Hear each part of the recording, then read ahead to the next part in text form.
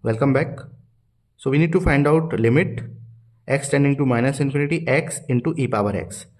So now we are going to use the L'Hopital rule. If you have any doubts regarding this rule, you can watch my previous video where I have discussed the L'Hopital rule in detail. Okay. So now we just need to rewrite this function in that form that we can get the any of the form like 0 by 0, infinity by infinity, or minus infinity by infinity, etc. Okay, so let's rewrite. This will give you limit x tending to minus infinity. Let's start with e power x divided by 1 by x. So when we substitute minus infinity, this will give you e power minus infinity means give you 0, and when you substitute this in denominator, 1 upon minus infinity means 0. So you will get 0 by 0 form. Okay, so now we will able to apply the L'Hopital rule. So derivative of e power x divided by derivative of 1 upon x, which is 1 upon x square. Now when we apply the limit x tending to minus infinity by 0 form, so we will again repeat the L'Hopital rule. It means we will find out the derivative of this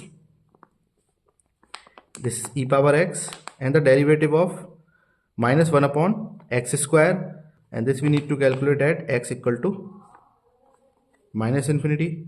Now when we substitute again this value, you will get 0 by 0 form. So if you repeat this again and again, you are not going to end with any finite value or infinite value. So it means whatever function you have rearranged is not a correct one. So let's rearrange in another manner. So let's rearrange limit x tending to minus infinity as x will put on the numerator and e power x in the denominator. Now 1 upon e power x is nothing but e power minus x. So this given expression is become limit x tending to minus infinity x upon e power minus x. Now when you substitute minus infinity, this will give minus infinity, and when you substitute this will give you infinity. So now you have the form minus infinity by infinity, and you can apply the L'Hopital rule.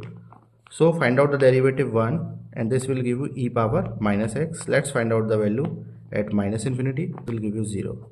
So the final answer will be 0. So sometimes it happens that we need to rearrange the given function, and that function in such a way that we can end up to a finite number or infinite number and not stuck in the loop as we have stuck in the 0 by 0 form.